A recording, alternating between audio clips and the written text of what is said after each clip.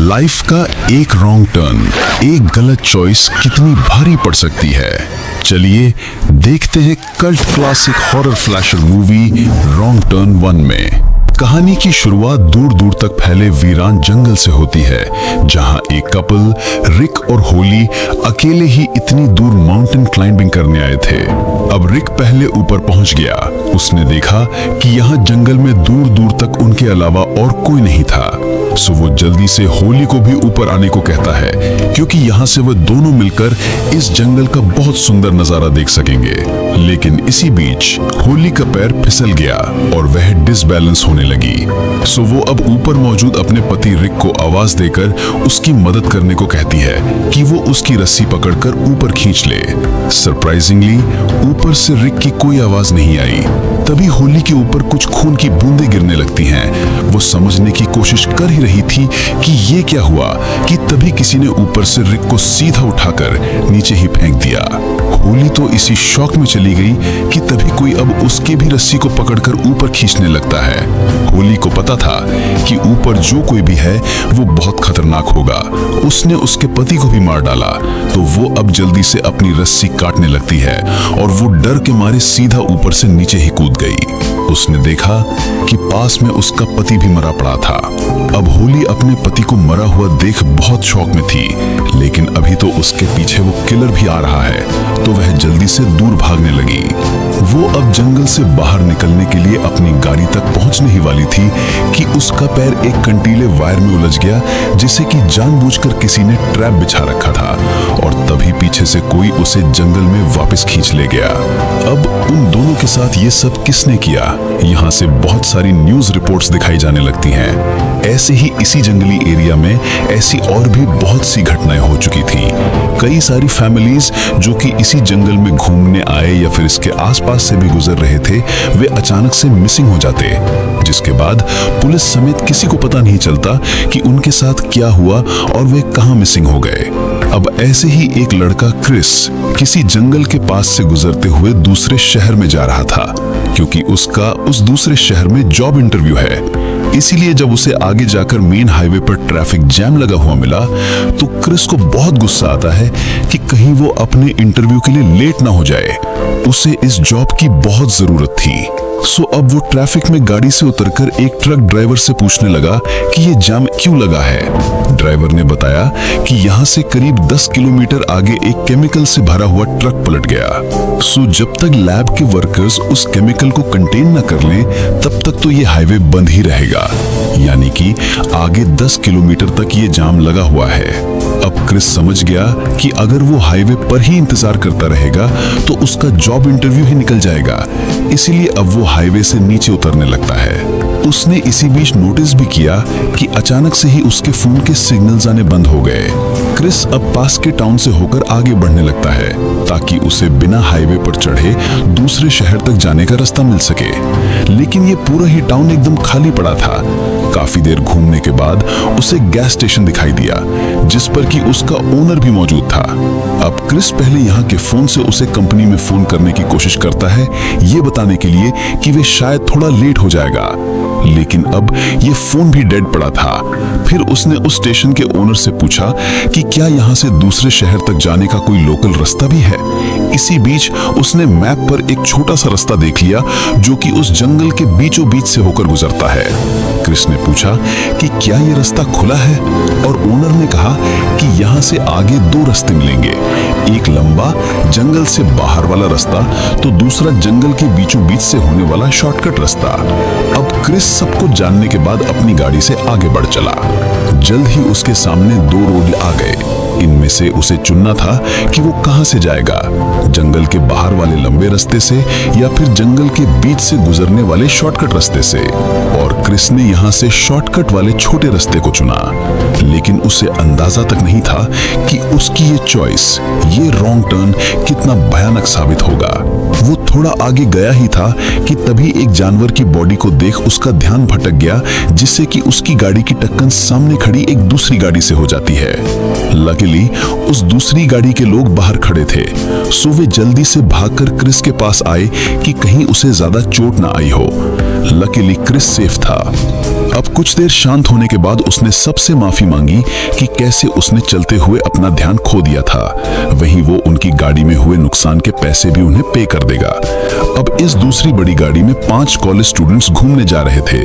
वे भी पीछे जाम से बचने के लिए इस शॉर्टकट रास्ते से निकल आए, लेकिन उन्होंने बताया कि किसी ने जानबूझकर रोड पर एक कंटीली वायर रख दी थी, जिससे कि उनका टायर ही फट गया। इसीलिए वे यहाँ बीच सड़क पर रुके हुए थे। अब वे पांचों कहने लगे कि वे मदद के लिए पिछले वाले आखिरी गैस स्टेशन पर जाएंगे और वहां से कॉल करेंगे ताकि वे किसी मैकेनिक को मदद के लिए बुला सकें। लेकिन क्रिस ने बताया कि वो फोन भी डेड पड़ा था। उसने आते हुए उसे चेक भी किया था। सो यहाँ से तय किया गया कि क्रिस और वे पांचों मेंबर्स मिलकर 2 ग्रुप्स में बढ़ जाएंगे ताकि वो एक साथ मिलकर इस जंगल से निकल सकें। 2 मेंबर्स इवान और उसकी गर्लफ्रेंड फ्रांसिस यही गाड़ी के पास रुक गए, जबकि क्रिस के साथ बाकी के 3 मेंबर्स स्कॉट, जेसी और कैरी वे सब अपनी गाड़ियों के लिए एक मैकेनिक ढूंढने निकल पड़े। वे रास्ते में रोड से आगे जाते हुए देखते भी हैं कि यहाँ तो बहुत सारी गाड़ियों के पार्ट्स को जलाया जा रहा था। सो उन्हें लगा कि कोई मैकेनिक आसपास ही होगा और वे आगे बढ़ने लगे। तो वहीं इवान और फ्रांसिस, जो कि पीछे गाड़ी में अकेले रह गए थे, उन्हें अब कुछ ही देर बाद आसपास के पेड़ों से आवाजें आने लगी। अब इवान फ्रांसिस को गाड़ी में रहने का कहकर अकेला पेड़ों में उसी आवाज का पीछा करते हुए चला गया।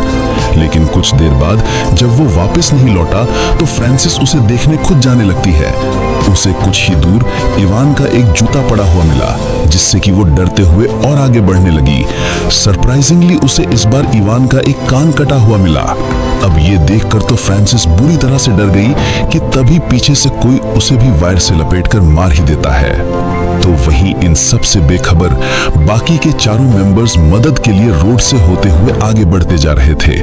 कुछ दूर आगे चलने पर वो पक्का रोड भी खत्म हो गया, लेकिन उन्हें फाइनली एक अकेला घर दिखाई दे जाता है। सुबह ये सोचकर कि यहाँ कोई ना कोई उन्हें मदद के लिए मिल ही जाएगा, वे उस घर के अंदर जाने लगे। हालांकि क्रिस को रास्ते में अजीब भी लगा कि इस घर के आसपास बहुत सारी अबैंडन्ड हो चुकी गाड़ियां पड़ी थीं। वहीं अब दरवाजे पर नॉक करने पर कोई आवाज नहीं आती, सो दरवाजा खुला होने पर वे अंदर घुस गए। यहाँ घर के अंदर के हालात तो और भी ज्यादा खराब थे। जहाँ डाइनिंग टेबल की प्लेट्स में अजीब सा खाने का कुछ था, वहीं सब कुछ इतना गंदा होने से ग्रुप को घिन भी आती है कि ऐसे बुरे हालातों में कोई भला कैसे रह सकता है। वहीं पास में ही बहुत सारी गाड़ियों की चाबियां और चश्मे पड़े थे। तभी जेसी ने देखा कि यहाँ पास में ही सेम वैसे ही कंटीली वायर्स पड़ी हैं, जिससे कि उनका टायर फाड़ा गया था। तो वहीं ठीक इसी वक्त क्रिस ने भी पास का फ्रिज खोला, जिसके के अंदर शॉकिंगली कई सारे बर्तनों में इंसानी शरीर के ऑर्गन्स रखे हुए थे। और यहाँ से सभी समझ गए कि ये जगह बहुत खतरनाक है। सो अब सभी जल्दी से इस घर से निकलने लगते हैं कि तभी उन्होंने दरवाजे पर आकर देखा कि बाहर यहाँ रहने वालों की गाड़ियां आ रही हैं। चारों अब जल्दी से घर के पीछे भागने लगते हैं, लेकिन यहाँ पीछे वाला दरवाजा तो जैम्ड पड़ा था, तो वे आसपास ही छुपने लगे। वहीं 2-3 आदमी अब फ्रांसिस की बॉडी को नीचे फेंक देते हैं, जिसे कि वे अभी मार कर लाए थे। अब क्रिस और जेसी, जो कि टेबल के नीचे छुपे थे, वे अपनी दोस्त की बॉडी को ऐसे देख बहुत डर गए। उन्होंने नजरें चुरा के देखा कि ये लोग दिखने में बहुत अजीब हैं। ये यहाँ जंगल में रहकर नरभक्षी बन गए। ये तीनों कैनिबल्स इंसानों को ही मारकर खाने लगे। यानी कि कहानी के शुरू में जो कपल मारे गए थे, उन्हें इन तीनों ने ही मारा था। ये तीनों कैनिबल्स यहाँ आने वाले लोगों को मारकर खा जाते और उनकी गाड़ियों को जला देते। इसीलिए उन्हें कुछ देर पहले हर तरफ खाली अबैंडन गाड़ियां मिल रही थी। वे सारे लोगों के गायब होने की खबरें इन्हीं की वजह से थी। वे तीनों कैनिबल्स अब टेबल पर फ्रांसिस की बॉडी को रखकर काटने लगते हैं, जिसे कि देख चारों ही टीनेजर्स, जो कि अलग अलग जगहों पर छुपे हुए थे, वे डरते हुए कोशिश करने लगे कि उनसे कोई आवाज ना हो जाए और वे कैनिबल्स उन्हें नोटिस ना कर लें। अब कुछ देर बाद जब कैनिबल्स फ्रांसिस की बॉडी के कुछ पार्ट्स को खाकर सो गए, तो चारों टीनेजर्स अब बिना आवाज किए चुपचाप बाहर निकलने लगते हैं। लेकिन जब वे मेन दरवाजे से बाहर निकल ही रहे थे कि उनमें से एक कैनिबल की आंख खुल गई और उसने उन्हें देख ही लिया। चारों अब उस घर से निकल जंगल की ओर भागने लगे, जबकि पीछे से वे तीनों कैनिबल्स अपनी गाड़ी लेकर उन सभी का शिकार करने के लिए निकल पड़े। वे तो अब उनके लिए खाना बन चुके हैं। सो क्रिस अब प्लान बनाकर जानबूझकर चिल्लाते हुए उन तीनों को अपने पीछे लगाने लगता है ताकि बाकी के 3 लोग यहाँ से कोई गाड़ी चुराकर स्टार्ट कर निकल सकें। जिस बीच उन कैनिबल्स ने एक गोली क्रिस के पैर में मार दी। सो कहीं क्रिस पकड़ा ना जाए, इसलिए स्कॉट भी आवाज कर उन तीनों को दूसरी दिशा में ले जाने लगता है, लेकिन उन तीनों ने एक एरो को दागकर उसे ही चांद से मार डाला। जबकि दूर से दोनों लड़कियां अब रोते हुए घायल क्रिस को साथ लेकर उन्हीं कैनिबल्स की गाड़ी को लेकर जंगल से निकलने लगती हैं। लेकिन उनकी बुरी किस्मत की उनके थोड़ा आगे चलते ही वो गाड़ी कीचड़ में फंस गई, जबकि सामने एक पेड़ भी गिरा पड़ा था। सो तीनों अब गाड़ी से उतरकर पैदल ही आगे भागने लगते हैं। वे आने वाले कई घंटों तक इसी विशाल और वीरान जंगल से चलते हुए जा रहे थे। जल्द ही धीरे धीरे शाम होते हुए अंधेरा होने का समय आ गया, मगर उनमें से किसी को नहीं पता कि वे अभी जंगल में कहां मौजूद हैं और कहां से बाहर निकलेंगे कि तभी यहाँ पास में ही एक पुराना लकड़ी से बना वॉच टावर मौजूद था। तो तीनों खुशी से उसी टावर में ऊपर चढ़ने लगे। उनकी बुरी किस्मत की ये वॉच टावर भी खाली पड़ा था, लेकिन उन्हें यहाँ एक फर्स्ट एड किट मिल गई, जिससे कि जैसी जल्दी से अब क्रिस के घायल पैर को ट्रीट करने लगती है और उसे टेम्पररी तौर पर बांध देती है, जिससे कि वो कम से कम चल तो सकेगा।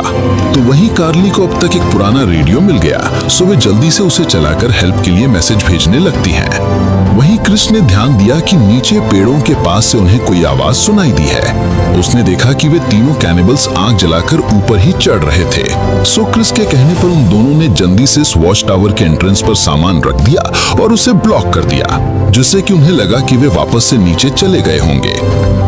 तभी कार्ली रेडियो पर अपनी लोकेशन भेजने लगी ताकि कोई तो उनकी मदद के लिए आ जाए, लेकिन तभी बाहर से कैनिबल्स ने उस रेडियो की वायर ही काट दी और पूरे वॉच टावर में आग लगा दी। अब तीनों को कुछ समझ नहीं आता कि वे बाहर कैसे निकलेंगे।